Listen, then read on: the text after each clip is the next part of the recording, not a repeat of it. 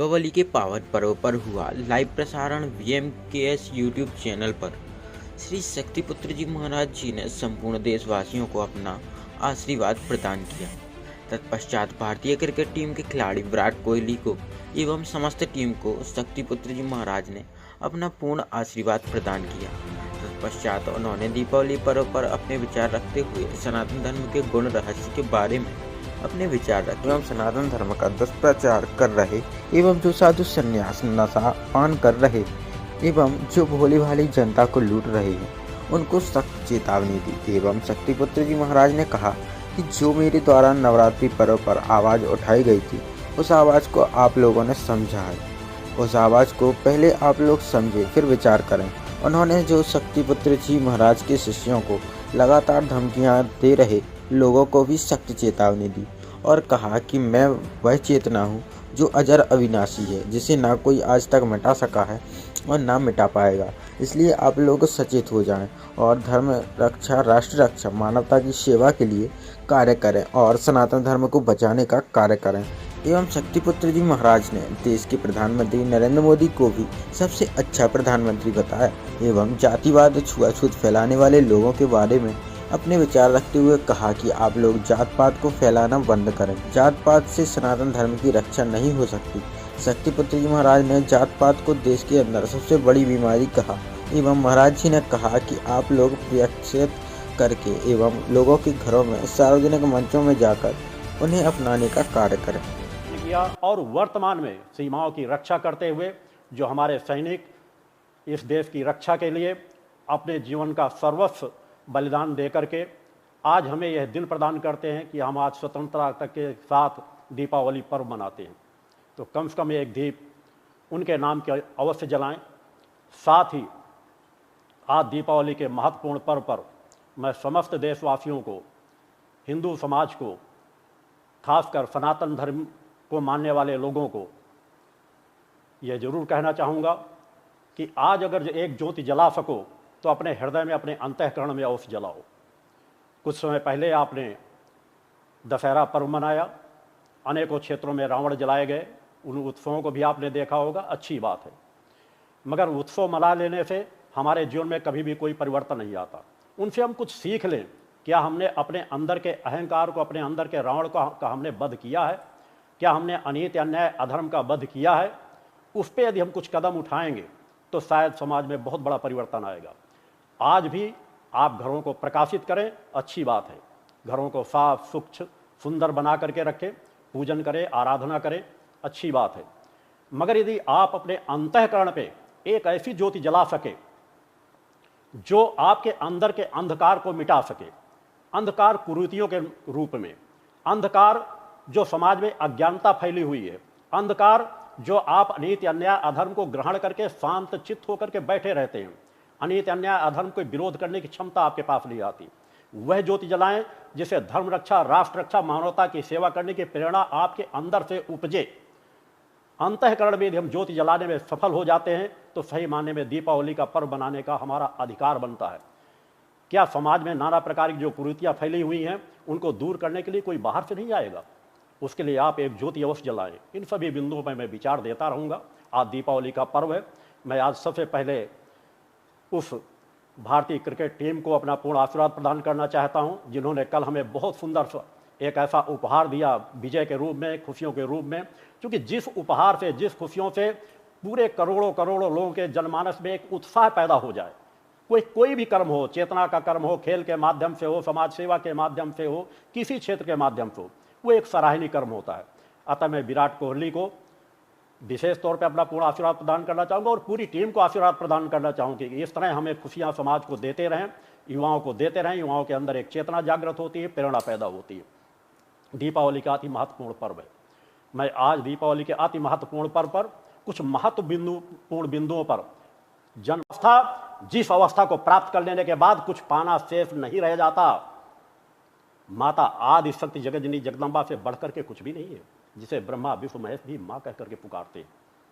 मैं उनका सेवक हूँ, उनके दर्शन मैंने प्राप्त किए हैं।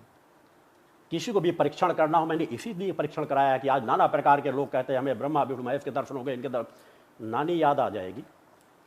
तप बल करना इतना आसान नहीं, तपस्यात्मक पथ पर चलना इतना आसान नहीं। जब अपने लिए साधना करता था तब भी करता था।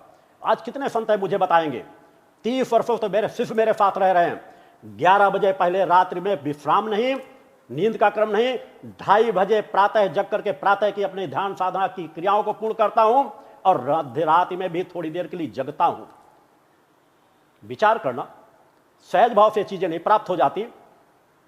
तप कर रहा था, समाज के लिए जब तप कर रहा हूं तो उसमें कोई फर्क नहीं आने देता, उतना ही समय देता हूं, उससे ज्यादा देने का प्रयास करता हूं कि मेरी साधनाओं का लाभ समाज को प्राप्त हो सके। एक एक पल उस जन कल्याण के कार्यों के लिए गुजारता हूं। आप क्या करते हैं?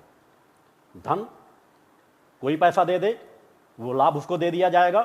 कितनी कमियां हैं धर्म प्रमुखों के अंदर, उनको क्यों नहीं सुधारना चाहते?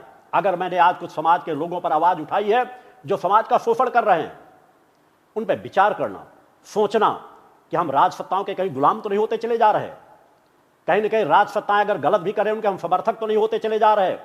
हमने अपने समाज को, हमारा कर्तव्य है मानवता की रक्षा करना। मानवता की रक्षा में सभी लोग आ जाते हैं, अपने धर्म की रक्षा करें, दूसरे के धर्म के लोगों की भी रक्षा करें, मगर क्या हम वहां पर अपना विचार करते हैं, अपने विवेक से कार्य करते हैं? विचार करना, सोचना, सभी लोग।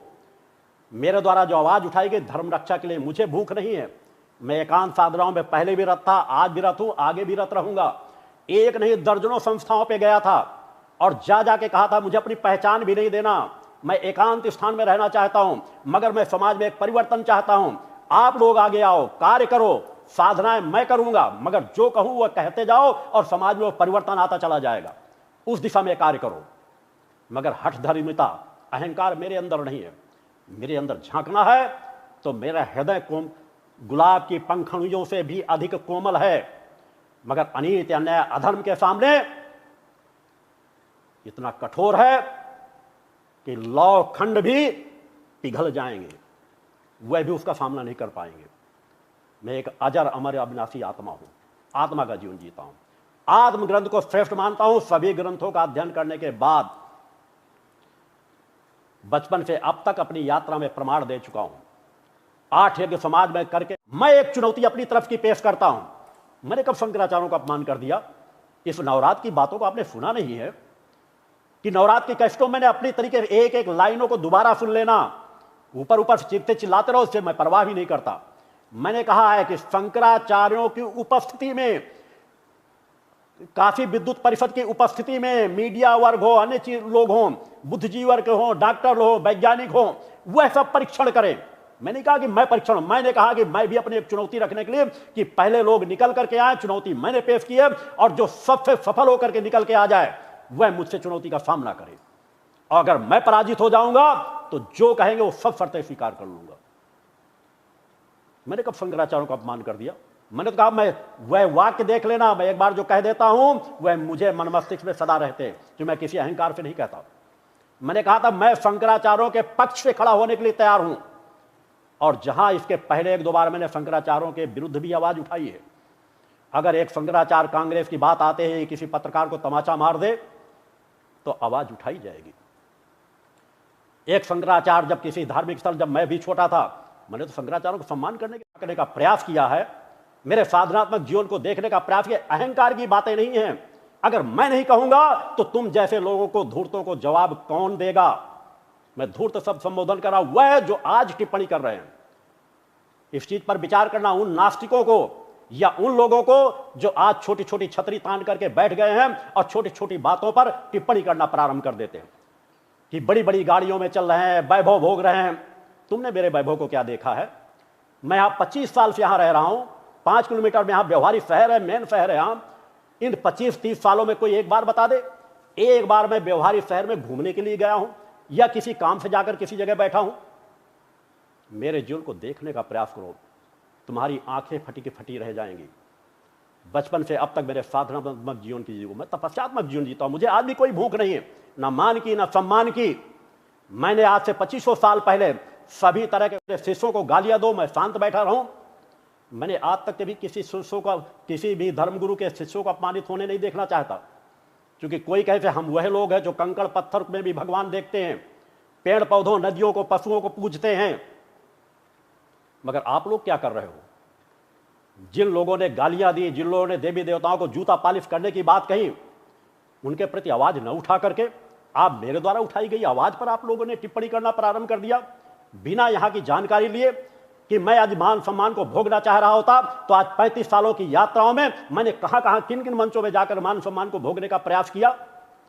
आज भी मेरे पास वक्त नहीं है, मेरी एकांत साधना है, मेरा अधिकांश समय अग्नि के समक्ष गुजरना है, साधनाओं में गुजरना है, मेरे जीवन का अंतिम एक एक पल समाज में के सेवा करते हुए गुजरना है।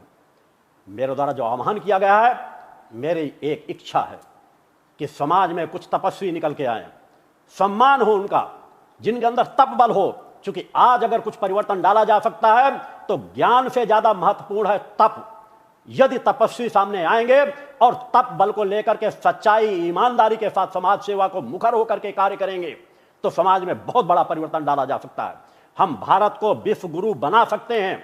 विश्व गुरु तो सदा से रहा है, मगर आज अंदर अंदर जो आप लोग खोखला करते चले जा रहे हो, गद्दी दर गद्दी नशीन होते चले जा रहे हैं, बोलो तो सब टूट पड़ते हो एक साथ, संत की भाषा सिखाना प्रारंभ कर दोगे। यहां मेरे दर पे आकर के देखो, यहां पर सभी को एक समान स्थान मिलता है। उठाना चाहें, मैं सभी कथावाचकों से, धर्म गुरुओं से, अपने आचार्यों से, सभी से कहना चाहता हूं, आप अपने चिंतनों में हर बार कहते हैं ब्राह्मण, क्षत्रिय, शूद्र, और जिस जाति को आप शूद्र के रूप में लेकर के चलते हो, ब्राह्मण, क्षत्रिय, वैश्य, शूद्र, चारों के उदाहरण कई बार आप दोगे कि हमारा मस्तिष्क हमारा ब्राह्मण है, हमारी भुजाएं हमारी क्षत्रिय हैं, हमारा पेट हमारा वैश्य है, हमारे पैर हमारे शूद्र हैं। इनके बारे में बहुत व्याख्यान देते हैं। मेरे विचार चेतनात्मक होते हैं, क्योंकि मैं जो कुछ कहता हूं आत्म ग्रंथ के आधार पर कहता हूं, अपनी चेतनात्मक ग्रंथ के आधार पर कहता हूं, जिसमें ममता, दया, प्रेम, करुणा, वात्सल्य है। मैं जगत जननी का आराधक हूं, जो जन जन की जननी हैं, वहां पर यदि हम किसी प्रकार का भेदभाव कहें तो यह सब बड़ा दुर्भाग्य होता है। आप अपने शरीर के उदाहरण तो बड़े आसानी से दे दोगे, जरा मुझे बताओ, क्या तुम अपने शरीर के पैर को काट करके फेंक देते हो? क्या इसे अगर शूद्र शब्द संबोधित करते हो तो इससे भेदभाव करते हो? जिस दिन यह नहीं रहेगा तुम चल नहीं पाओगे। और मैं सभी ज्ञानियों से कहता हूं, एक बार आप लोगों ने विचार नहीं किया इतने शरीर के महत्वपूर्ण अंग का कैसे आपने त्याग कर दिया। आपके पैर, आपके हाथ, आपने मस्तक का सबका उल्लेख कर दिया, पेट का उल्लेख कर दिया, हृदय पक्ष आपका कौन सा है? जिसके पल जीवन धड़कता है, जिसके बल पर यह जीवन आपका चल रहा है, वह हृदय पक्ष किस चीज का संबोधक है? आपका हृदय पक्ष ममता, दया, प्रेम, करुणा, वात्सल्य का एक प्रतीक है। उसके बल पर हम बोल रहे हैं, चल रहे हैं, खा रहे हैं, पी रहे हैं। तो यह क्या हमको सिखाता है? यह हमें सिखाता है सबको अपना लेना। सभी हमारे अपने हैं, किसी से भेदभाव न करें। हृदय हमारा धड़कता है सभी के लिए, एक समान, सभी के दुख सुख में एक समान हमारे शरीर का संचालन करता है।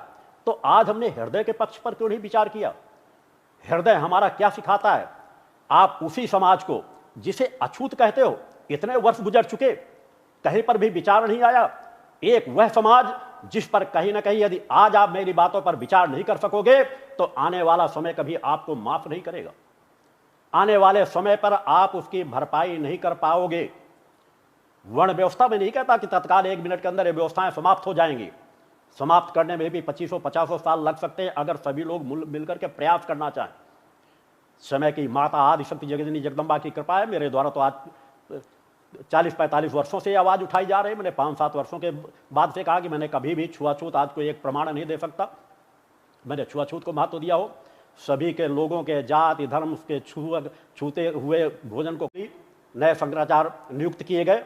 कितने देशवासियों, कितने सनातन धर्मियों को पता चल पाए इस बात का? एक प्रदेश का अगर कोई मुख्यमंत्री समाप्त हो जाता, पूरे देश में हलचल मच जाती है। मीडिया 1-2 दिन तक कवर करता रहता है।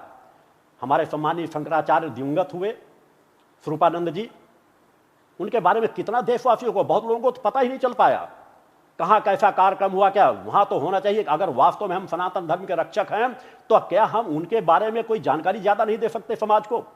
उन पदों के बारे में हम समाज को किस तरह से अवगत कराएंगे?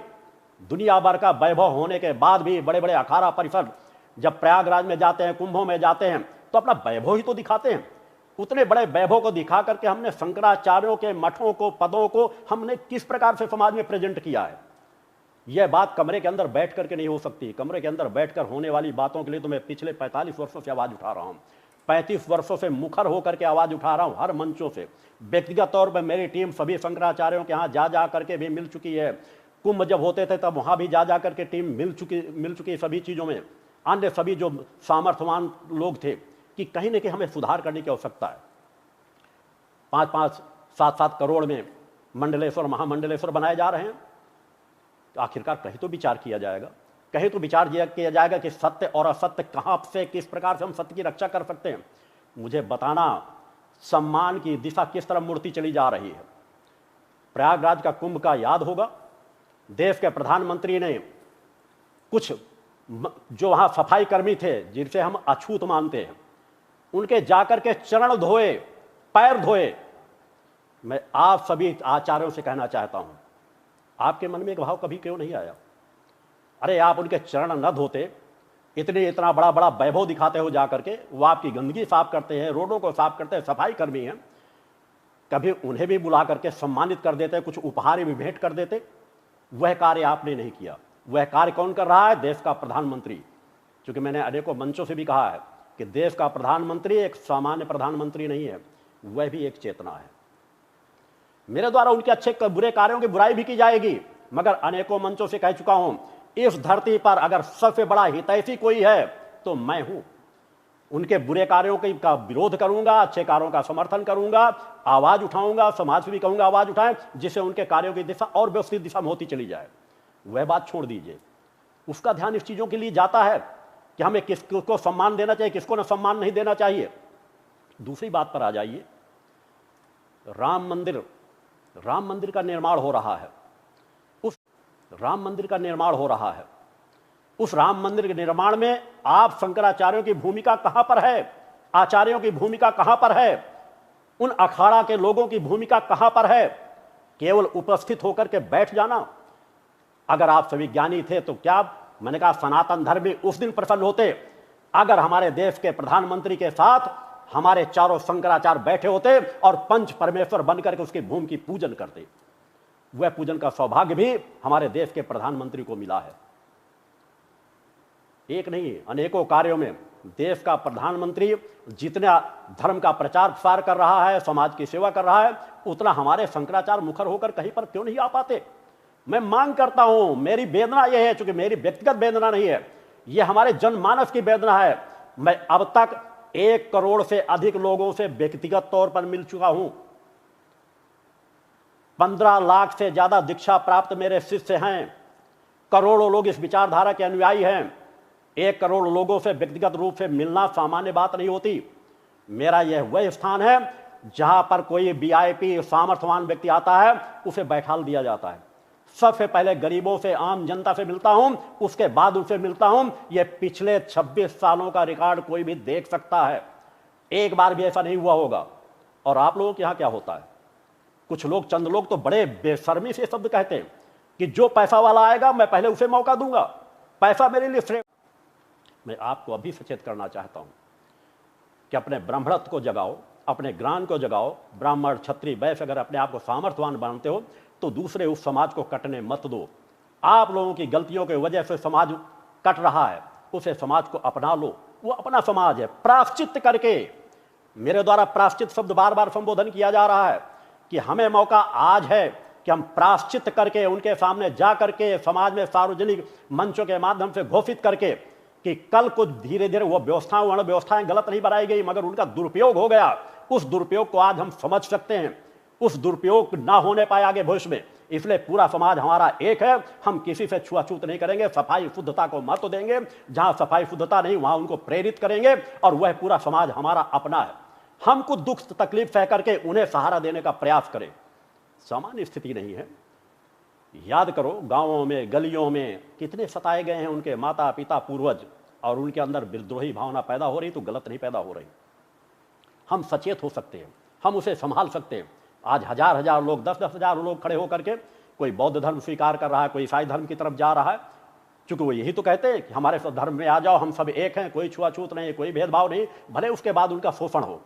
हमारा सनातन धर्म, जिसमें इतनी सशक्त ताकत है, जिसके सामने आसपास किसी दूसरे धर्मों की तुलना भी नहीं की जा सकती। मैं किसी दूसरे धर्म का, जिस तरह अपने धर्म का सम्मान करता हूं, उसी तरह दूसरे धर्म का भी सम्मान करता हूं। मैं अपने आचार्यों, शंकराचार्यों से भी पूछना चाहूंगा, एक 32 वर्ष के शंकराचार्य ने 4 मठों की स्थापना कर दी, अपने ज्ञान का प्रभाव पूरे समाज को दिखाया, अपने चेतनात्मक शक्ति का प्रभाव पूरे समाज को दिखाया। उन्हीं की गद्दियों पर बैठे हुए आप सम्मानित हो, मगर क्या हम आप सब लोगों ने मिलकर उस दायित्व का निर्वाह किया? अरे हमारे वह आदि गुरु शंकराचार्य तो घर घर पूजे जाना चाहिए। एक साईं की पूजन होना प्रारंभ कर दिया गया। कई संस्थाओं द्वारा, हमारे शंकराचार्यों द्वारा भी नाना प्रकार की टिप्पणियां करना शुरू कर दी। अरे उन साईं से भी 1000 गुना ज्यादा सामर्थ्य के साथ आदि गुरु शंकराचार्य का क्या हमने प्रचार प्रसार किया? क्या हमको उस रूप से समाज के बीच दे पाए? अगर मैं कह दूं तो आज सनातन धर्म की 25% लोग नाम तक न जानते होंगे, उनके कार्यों को न जानते होंगे, उन्होंने कहां कहां मठों की स्थापना की इसके बारे में न जानते होंगे। यह किसकी गलती है? उन्होंने जो कुछ किया, धीरे धीरे करके हम केवल गद्दी दर गद्दी नसीन होते नहीं चले गए। हमने अपने आप को सीमित दायरे में नहीं रख दिया। हमारे शंकराचार्यों को क्या मुखर होकर के अपनी आवाज नहीं उठाना चाहिए? क्या ज्ञान को पढ़ लेना, ज्ञानियों से धरती खाली नहीं है। मेरे द्वारा बार बार कहा जाता, मैं हर ज्ञानियों का सम्मान करता हूं, मगर ज्ञानी जाति निंदक लिए रहे राखिए आंगन कुटी छवाए। समाज में कुछ भी होता रहे, सनातन धर्म रसातल में जाता चला जाए, मानवता रसातल में जाती चली जाए, नारी का सम्मान तार तार किया जा रहा होगा, आप सब मौन शांत बैठे रहते हो, कभी मुखर होकर आवाज नहीं उठाते हो। आप लोगों के ऊपर आवाज उठने लगे, आप लोगों की संस्थाओं पर थोड़ी सी आवाज उठने लगे, तो लाइनें आपको याद नहीं आती कि निंदक नहीं रहे राखिए। अगर आपकी कोई निंदा कर रहा है, आपकी कोई कमी दर्शा रहा, तो उसमें विचार तो करो, बैठो तो। मगर गालियां देने लगोगे, अपमानजनक शब्दों को उपयोग करने लगोगे, मिटा देंगे, नष्ट कर देंगे, केस दायर कर देंगे।